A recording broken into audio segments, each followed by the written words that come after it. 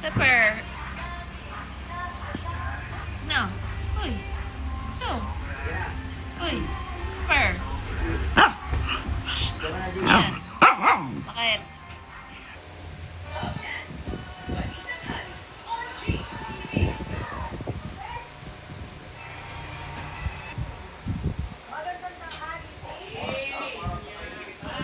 Kami ito umaga.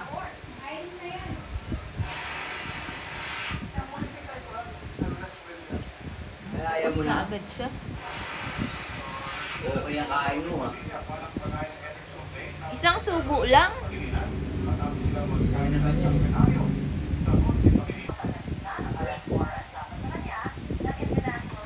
Ulo.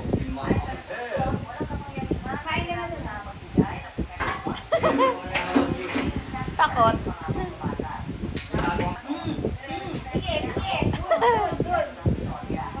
Magmaharot. Ah! Yeah. So how do you like Warsaw? It's good. I think I'm joining the athletes. No. You cannot do that. That's social suicide. Damn, you were so lucky you have us to guide you. Oy. Drew, Don Schweitzer is a fat virgin. Still have to. Amber D'Alessio, she made out with a hot dog. Janice Ian Dyke. Who is that? I think that's my kid Damien. When Janice said it. And they have this book, this bird book, where they write mean things about. Yeah, it was pretty bitchy, but I'm not mad. I mean, I guess she just likes the attention. See, Gretch, I told you she's not mad at you. I can't believe you think I like attention. Okay, love ya. See you tomorrow. I had survived my first Creep. three-way colony attack. And with Virginia's blessing.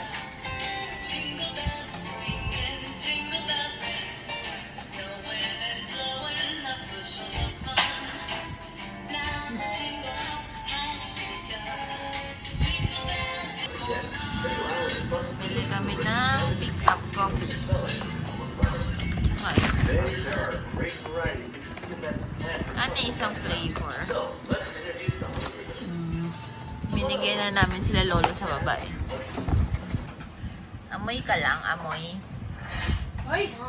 May caramel macchiato kami to. I forgot. Ano isa? Cheeseburger. Cheeseburger daw to. Hey, Okay. Mom doesn't need Yan that. lang. Hawaiian You're kakainin. crazy to ask a question like that. Pag-pick up kami ni Tetel. Yan ang banding namin today. Puro food. Yeah. I feel like fainting. Focus na forward. It's 4 minutes back. You're still excited. Hello, I'm paying my tax properly and then ganyan kayo. Shame on you guys. Pa ako guys. Dalawang ganito pa. 1.4 yung dalawa na. Kasi, ang isang ganito, 777. Sa online ko lang binili. Bumili ako ng dalawang tube pa. So, tatlo. So, pag kayo, tatlo na yung bilhin nyo. Kasi nung una, isa lang binili ko. Pero i-continue ko siya. Tapos ko na tong inumin guys. 5 days. Ito na lang yung natitira. 7 days kasi to. So, inumin ko yung isa. And then, 6 days dalawa, 7th day, and hot compress. Warm compress na ako. So, yun na lang. And, andyan pa din yung pasako. Grabe, oh. Diba? Gabing-gabi na, pero nagugutom pa din ako. Feeling ko, nakakagutom ba pag umiinom ka ng madaming gamot? Nagaano ako movie. So, tikman natin to. Actually, nabuksan ko na siya and natikman ko. Ang sarap nga. Bumili kayo nito. Marami pa ako sa baba. Iba-ibang flavor. Pero itong blueberry, ang sarap. 9 out of 10 agad to sa akin. Oh, ano yun? Health star rating, 4.5. Normal ba na nag-yogurt ng 12 a.m.? So, ano siya? Ito yung, ano niya, calorie niya. Ayan. Ano yun? 88 calorie. Tapos, best before May 23. Mabilis lang pala ma-expired to. Paano kaya yun? So, kailangan ubusin ko na lahat agad. Sa true lang, hindi ko alam kung may mga pagbabago ba everyday. Pero kasi 9 yung surgery ko. Ano pala ngayon? 13. 10, 11, 12, 13. 4 days pa lang pala. Sorry, excited. Sabi 2 weeks daw eh. So, 2 weeks na parang yun yung pinaka-critical na part. Yun yung parang namamaga, ganon, may sakit. Pero, ang mapapayo ko lang kapag nagpa-rhino kayo, bumili kayo ng maraming set na ganito, yung di botones lang. Pang 5 ko na to nabili. Actually, dami na pa nang binili kasi everyday kasi ganito dapat. Para ano. So, ang current situation ko ay hindi ko nagagalaw yun dito. Ang hirap gumalaw. Tapos dito, syempre kasi nakakast siya eh. So, parang yung mabigat ba? Yung parang bang may semento na nakaganon sa ilong mo. Tapos, yung tahi naman, minsan may nararamdaman ako. Pero yung sa ano talaga ang makirot sa tenga. Yun sa tenga. Tapos hindi ako makangiti. Tingnan nyo, hanggang ganun lang. As in, hindi talaga ako makangiti. Tapos pag kanina tawan-tawa ako kay Small, nababanat lahat. So, kumikirot. Ayun. Higaan ko. Nilalatag ko lang yan. Yung binili namin sa Mandaue foam. Tapos, 2 unan and kumot. Neck pillow and ito.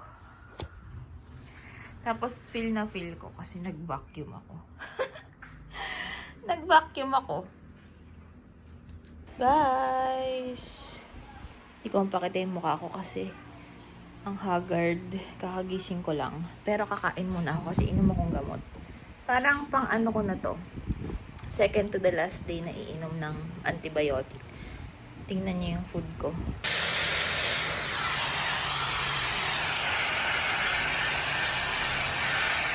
Hindi ako tanligo, guys. Nagbasa lang ako ng buhok. Saka pinudpud ko yung scalp ko. Bawal pa talaga maligo. Kasi may tahi pa. Konting tiis pa, guys. 2 weeks bawal maligo. Hindi, 7 days lang pala. Pero 2 weeks yung parang yung critical. Nakaka 5 days pa lang ako. Tiis-tiis, nakakainip. Tapos yung bruising niya, talagang ano pala siya, no? Continuous pala siya. Hindi yung akala mo nag-subside na yung pamamaga. Hindi pa. The next day, hindi mo alam kung maga siya or hindi. And then, the other day, okay siya. Hindi siya parang lubong-lubo. Basta iba-iba siya. Syempre, kasi may surgery, diba? So, kailangan mo talaga ng matinding patience. Tiis ganda talaga. Guys! Pinalabas ko na yung surgery day ko na vlog. Actually, ayokong ipalabas pa yon kasi baka ma-evil ay ako. May evil pa naman sa paligid ko. And, so ayokong ipapalabas pa. Pero, na-realize ko kasi, palabas ko na nga kasi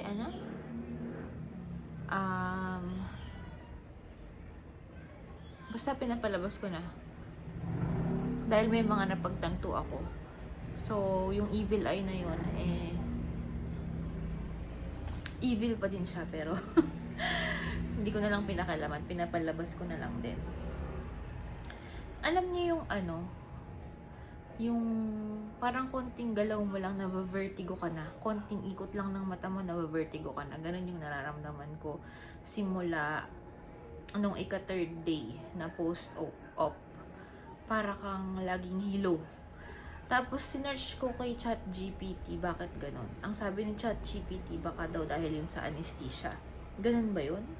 Parang 5 days na, hindi pa rin nag-wear off yung anesthesia. Well, siguro kasi yung pagkamanhid ng dito ko, 5 days na, manhid pa din eh. Hindi pa rin ako makapag-smile eh. Manhid pa din yung dito ko eh. So, siguro totoo nga yun. Tapos, ang pinaka-struggle ko sa gabi, yung matutulog. Nabavertigo ako. Kasi kailangan may neck pillow, tapos kailangan elevated. Basta hilong-hilo ako lagi, tapos konting galaw lang nahihilo ko. Ganun yung feeling ko. masakit. Hindi siya masakit. Although, ang pinaka iniinda ko lang is itong ears. Ito. Kita nyo ba? Ayan. Ay. Hindi ko alam kung nag-zoom. Ayan. Nag-zoom ba? Tingnan natin. Ay, hindi ata nag-zoom. Basta yung ears, oh. Kasi, mahapdi siya, makirot siya. Yan ang makirot sa buhay. Yung ears. Pero yung ilong, ang mafe-feel nyo lang is pressure. Yun nga, parang may semento sa gabi, ganyan. Tapos pag nakahiga, pero dapat elevated, ganyan. Ayun, yun lang. Ay, oo nga pala. Si Tita Angel, thank you so much. Kasi kachat ko siya kanina. And sabi niya nanonood siya ng vlog ko. Tapos hindi pala kami nagkakaintindihan ni Tita Angel. Sabi ni Tita Angel kasi pupunta siya ng Pilipinas. Akala ko, ang sana sabi niya kasi doon, mag-ano daw kami. Sorry, hindi ko mabalanse yung camera. Ayan. Ang sabi niya kasi magbubuffet kami. Parang, ang pagkakaintindi ko, magkita kami, magbubuffet kami sa somewhere. Tapos yung pala, nung na-realize ko, nung binalikan ko yung mga message, treat pala niya sa akin yun. Kasi hindi pala siya sure kung makakasama siya. Kasi kakarating lang niya dito and baka busy siya. So, Tita Angel, sorry, nagkaroon tayo ng misunderstanding. And, so, ayun. Thank you so much, Tita Angel, sa iyong treat. Kasi sabi niya, magsama daw ako ng iba. Parang, like kapatid ko or tita ko, ganyan. So, Tita Angel, thank you so much sa treat. Excited na akong magamit. Hindi ko nasabi sa'yo na healing ako. Healing pa ako. So, i-vlog ko yun kung saan ako pupunta. Kung saang buffet ang aking pupuntahan. And di ko pa alam kung sino ang mayayaya ako. So, thank you so much, Tita Angel, for always treating me. And ano pa bang ganap ko ngayon? Yun lang. Ngayon, ang nararamdaman ko sa ika-5 days ko na post-op ay dito pa din. May pressure pa rin dito. Medyo makirot yung tenga. Hindi ko maigalaw yung ditong part. Ganun pa din. Same. And wala. Kain na ako ng kain dito. Nainip na ako. Kaya lang ayoko. Hindi pwedeng mag-activities, guys, ng 2 weeks. Pero naiinip na ako. Tapos tumataba na ako. Gusto ko na mag-diet ulit. Gusto ko fasting na ulit yung OMAD. Kaya lang, hindi pwede kasi may iniinom ako na malalakas na gamot. Yun lang. Yun lang ang aking declaration. Tapos, pinalabas ko kanina yung surgery, ko, diba? Nag-chat yung mga college friends ko. Si Amy, si Gwen, tsaka si Vina. Yun, napanood niya sila, diba? Nung nag-crosswinds, Tagaytay kami. Yan, yung barkada ko ng college. Napaka-supportive din naman. Kaya lang si Amy nakakagigil eh. Atat na atat eh. Pero alam niya, si Amy talaga yung since nung first year, parang siya na talaga yung kasama ko since first year college. Tapos si Gwen tsaka si Vina, parang napag-combine na lang yung block namin. Yun na, mga naging kabarkada ko na din. Ganyan. So, tas ngayon may mga baby na sila. May baby na din si Vina. Pag iba-vlog ko ang baby ni Vina pag nagkita-kita kami. Kasi sabi ko, magkita-kita kami kapag kapag nag-heal na ang aking ilong. So, yun lang ang chika ko, guys. Wala naman akong ibang chika.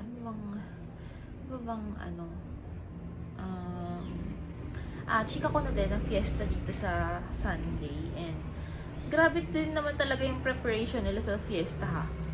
Monday pa lang nagkabit na ng banderitas. Tapos may pa lobo-lobo pa. Tapos nagputukan lang din ang mga lobo. Tapos sinasabi sa akin ng kapatid ko, wag akong aalis dahil wala, isasara yung kalsada, magtatayo ng stage, ganyan-ganyan. Tapos nung pumunta ako kay Lola, yun din yung sinasabi ng tita, wag daw ako umalis kasi hindi daw makapasok yung Grab, ganyan-ganyan. Naalala ko tuloy dati. Nung nag-travel ako noon, pagbalik ko, fiesta, nakasarado. Alam niyo, ang layo ng pinagbabaan sa akin, dala-dala ko yung maleta ko, naglakad ako from Shaw Boulevard hanggang dito sa bahay namin kasi sarado lahat ng daan kasi fiesta. Ayoko nang maranasan yun. Hindi ko, saan ba ako nagpunta nun? Hindi ko na maalala kung saan ako nagpunta. Thailand ata or Japan? Japan ata yun, no? Oh, Japan! Japan nga ata. Yun lang guys. Yun lang ang chika ko. Pero tignan nyo, gustong gusto ko na talaga yung ditong part. Alam nyo, sabi pala ng doktor ko, focus siya sa itsura sa front. Yung front. So, hindi ko yun na-expect na pag tumingala ako, magagandahan ako pag nakaganan ako. Pero nagagandahan na ako. Kasi yun talaga yung pangarap ko, yung hindi ko na makikita yung bulbous nose na bilog na ganyan. So, kahit wala pa ako nakikita, masaya na ako. Diyan pa lang, masaya na ako. Very appreciative ako dyan. Yun lang guys, yun lang ang chika ko. Wala naman ang iba.